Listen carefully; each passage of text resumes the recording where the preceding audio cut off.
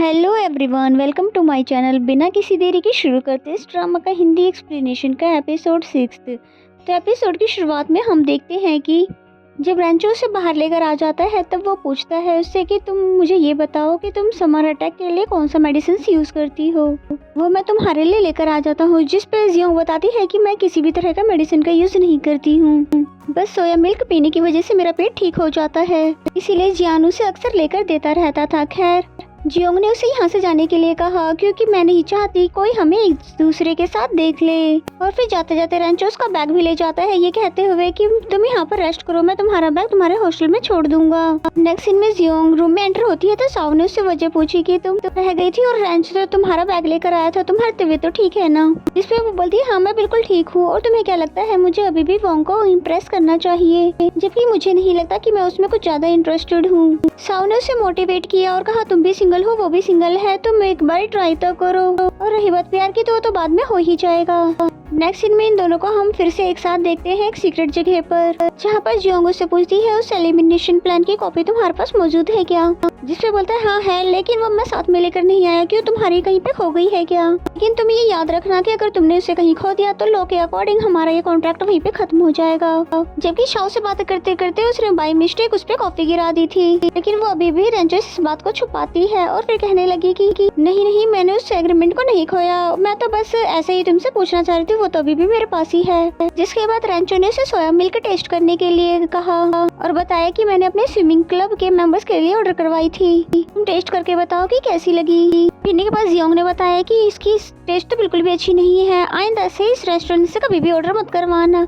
जबकि रेंचो ने तो बेचारे उसी के लिए अपने हाथों से बनाई थी, फिर उसे केक देकर चली गई जो कि उसने वोंग के लिए बनाया था। रेंचो उसके लिए डिलीवर करने वाला है। हमें सू को दिखाया जाता है जो कि रूम में एंटर होता है और फिर इतना सारा सामान बिखरा हुआ देख कर कहता है सॉरी मैं एक गलत रूम में आ गया हूँ। तभी रेंचो ने उसे जाने से रोक दिया और कहा कि तुम्हारा ये रूम है, वापस आ जाओ। और ये सारा सामान उसी ने भी घेर कर रखा था क्योंकि वो उनके लिए सोया मिल्क बनाना चाहता था ताकि जियोंग को पसंद आए। वही जियोंग भी उसको मैसेज करके पूछती है कि तुमने वोंग को वो केक डिलीवर कर दिया था ना? उसने क्या कहा और उसे वो केक पसंद आया कि नहीं? जबकि वो केक तो रेंचो खुद ही खा गया था और उसके बाद भी वो झूठ बोल देता है कि हाँ उसे बहुत ही ज्यादा डिलीशियस लगा। जिसके बाद ये सिलसिला रोज शुरू हो गया, यानी कि वो रोज अपने हाथ का सोया मिल्क टेस्ट करवाता था और जियोंग वोंग के लिए केक देती है। और इसी तरह दिन गुजरते गए, लेकिन हमारे जियोंग को बिल्कुल भी पता नहीं चला कि वो केक तक कभी पहुंचता ही नहीं। फिर एक दिन मैसेज करके वोंग ने जियोंग को अपने साथ गेम खेलने के लिए बुलाया, वो भी वोंग के साथ जाने के लिए खुशी खुशी राजी हो गई। दूसरी तरफ हमें रेंचो को दिखाया जाता है जिसे पोस्ट ग्रेजुएट के लिए एडमिशन मिल गया था और साथ ही उसे कल से ज्वाइन करने के लिए भी कहा, लेकिन उसने जाने से मना कर दिया ये कहकर कि मेरा कुछ इम्पोर्टेंट काम है जो कि रह गया है और इसका ये जरूरी काम जरूर जियोंग के लिए सोया मिल्क बनाना था।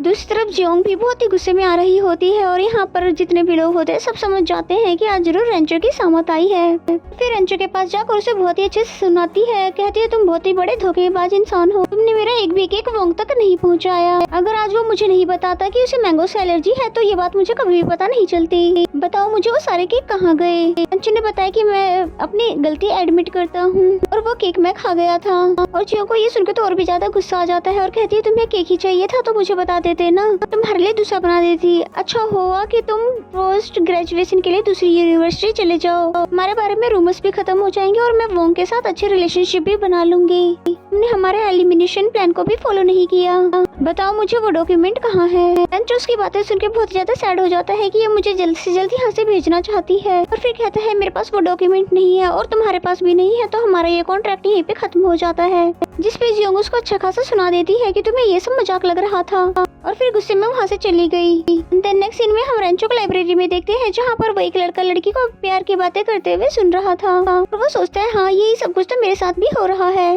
वाकई ही मुझे जियोंग से प्यार हो गया है, ये भला कैसे हो सकता है? और फिर देखता है तो उसने बुक भी उल्टी ही पकड़ी हुई थी।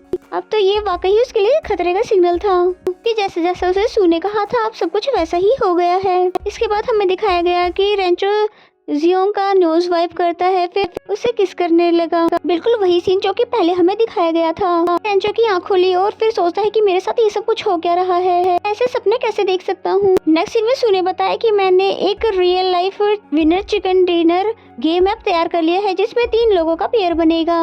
बेचारे रेंचो को तो ये फिक्र लग गई कि वहाँ पर जियोंग भी होगी, मैं उसको कैसे फेस करूंगा। दूसरी तरफ जियोंग वोंग के साथ गेम खेल रही होती है। पटाने के चक्कर में ताओ को शुक्रिया अदा भी करती है कि मुझे इतना अच्छा आइडिया बताया, धीरे धीरे मैं इसका दिल जीत ही लूंगी। रेंचो सिवाई के पास एक केस लेकर आता है जो कि उसका अपना ही था, लेकिन उसे शो होने नहीं देता। कहने लगा माइंड सिग्रेशन का केस है जो कि कैसे रोका जाए जिससे रोमांटिक फीलिंग्स आना बंद हो जाए। पहले तो जिवाई के पास भी सवाल का जवाब नहीं था, लेकिन फिर बताने लगा कि उस पेशेंट के पास 2 ही तरीके हैं जिसे वो अप्लाई कर सकता है। पहली कंडीशन तो ये है जब माइंड पर रोमांटिक फीलिंग्स ऐड हो जाती है तब तो इसे कोई भी रोक नहीं सकता, इसलिए जिसके लिए वो रोमांटिक फीलिंग्स आती है उसे देखकर इग्नोर करो, बिल्कुल ऐसे जैसे कि यहाँ पर एग्जिस्ट ही नहीं करती। जब रेंचो ने दूसरा तरीका पूछा तब जिबाई ने कहा तुम्हें दूसरा तरीका जानने की कोई जरूरत नहीं है क्योंकि तुम्हारे लिए पहला तरीका ही काफी होगा, क्योंकि वो ये बात जान चुका था पेशेंट कोई और नहीं बल्कि रेंचो खुद ही है। और फिर कहने लगा कि अगर तुम्हें प्यार हो ही गया है तो तुम उसे एक चांस क्यों नहीं दे देते।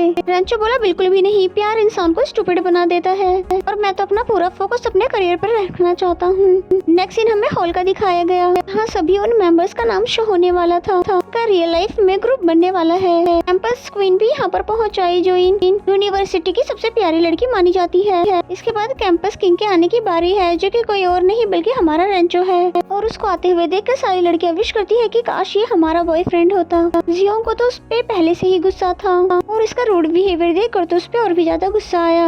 ऊपर से वो कैंपस क्वीन के पास भी जाकर बैठ जाता है। सभी लड़कियां उन दोनों को साथ में देखकर कहती है कि कितना अच्छा और परफेक्ट कपल है, जबकि जियोंग को तो उन दोनों को साथ में देखकर गुस्सा आ रहा था। पता नहीं ये जेलसी है कि कुछ और। इसके बाद सभी लोगों के स्क्रीन पे नाम शो होने वाले थे जिनका रियल लाइफ में ग्रुप बनने वाला है, पर ये सब कुछ कंप्यूटराइज था। जियोंग कंटिन्यूसली दुआएं करती है कि उसका पेयर वोंग के साथ हो, पर ये सब तो कोई ऊपर वाला ही कर सकता है। लेकिन मजे की बात तो ये था कि उसका नाम रेंचो के साथ आ जाता है, जिसे देखकर तो उसे बहुत ज्यादा गुस्सा आ जाता है और कहती है कि मैं इसमें बिल्कुल भी पार्ट नहीं लेने वाली, मैं अभी की अभी बाहर जा रही हूँ। और उठ के जाने ही वाली थी कि तभी रेंचो से टकरा गई। वो फिर से इसे इग्नोर करके वहाँ से गुजर गया। रेंचो के जाने के बाद कैंपस क्वीन जियोंग के पास आकर पूछती है क्या तुम रेंचो की गर्लफ्रेंड हो, जिसपे वो बोलती है नहीं बिल्कुल भी नहीं, बल्कि मैं तो उसके ग्रुप में भी नहीं रहना चाहती थी। जियोंग तो वोंग की पार्टनर बनना चाहती है, जिसमें कैंपस क्वीन बोलती है इसमें मैं तुम्हारी हेल्प कर सकती हूँ और साथ ही उसे अपने वीचैट पर भी ऐड कर लेती है और कहती है कि मैं तुम्हारी पूरी हेल्प करूंगी। पर पता नहीं ऐसा क्यों लगता है कि उसके इरादे कुछ और ही थे। नेक्स्ट सीन में रेंचो फिर से जिबाई के पास पहुंच आया था और उसे बताता है कि मेरी प्रॉब्लम दिन पे दिन बढ़ती जा रही है और मैं इस तरह से नहीं रहना चाहता, प्लीज मेरी हेल्प करो। जिबाई ने उसकी प्रॉब्लम के सिम्टम्स पूछे, जिस पर रेंचो ने बोला कि मैं उस लड़की को इग्नोर नहीं कर पा रहा, मैंने रैंडम पेयरिंग सॉफ्टवेयर के साथ छेड़खानी की और उसे अपना पार्टनर बना लिया क्योंकि मैं उसे किसी और के साथ नहीं देख सकता। जिस पर जिबाई कहता है अगर ऐसी बात है तो जैसे जैसा तुम्हारा दिल कह रहा है करने को वैसा वैसा ही करते जाओ, क्या पता तुम्हें इसी में इसका सॉल्यूशन मिल जाए। एंड देन नेक्स्ट सीन में हमें जियोंग को दिखाते हैं जो कि बहुत ज्यादा गुस्से में होती है और कहती है कि अगर कैंपस क्वीन भी कुछ नहीं कर पाई तो क्या मुझे रेंचो के साथ ही टीम अप करना पड़ेगा, और मैं तो उसे देखना भी नहीं चाहती। तभी उसे रेंचो की कॉल आई जिसने उसे मिलने के लिए बुला लिया था और ना चाहते हुए भी जियोंग को उसे मिलने के लिए जाना पड़ा। रेंचो ने उसे बताया कि मैंने तुम्हें गेम स्ट्रेटेजी सेंड कर दी है, उसे केयरफुली रीड कर लेना और एम्प्टी स्टमक बिल्कुल भी एक्सरसाइज मत करना। जियोंग बोली कि तुम्हें मेरी परवाह क्यों होने लगी। फिर रेंचो बोला कि मुझे तुम्हारी नहीं बल्कि अपनी परवाह है क्योंकि मैं गेम को हारना नहीं चाहता, जबकि ऐसी तो कोई भी बात नहीं थी। जिस पे जियोंग बोलती है कि अगर ऐसा है तो तुम क्यों ना अपने पार्टनर को चेंज कर ले, फिर तो तुम्हें ना तो हारने की प्रॉब्लम होगी और ना ही तुम्हें कोई डिफिकल्टी फेस करनी होगी। लेकिन रेंचो ऐसा होने देने वाला कहाँ था और कहता है कि मुझे ऐसे चैलेंजेस फेस करना पसंद है और फिर जाते जाते भी उसे रिमाइंड कर देता है कि उस स्ट्रेटेजी को रीड कर लेना। और फिर इसी सीन के साथ ये एपिसोड यहीं पे खत्म हो जाता है। तो मिलते हैं नेक्स्ट एपिसोड में, तब तक के लिए बाय बाय।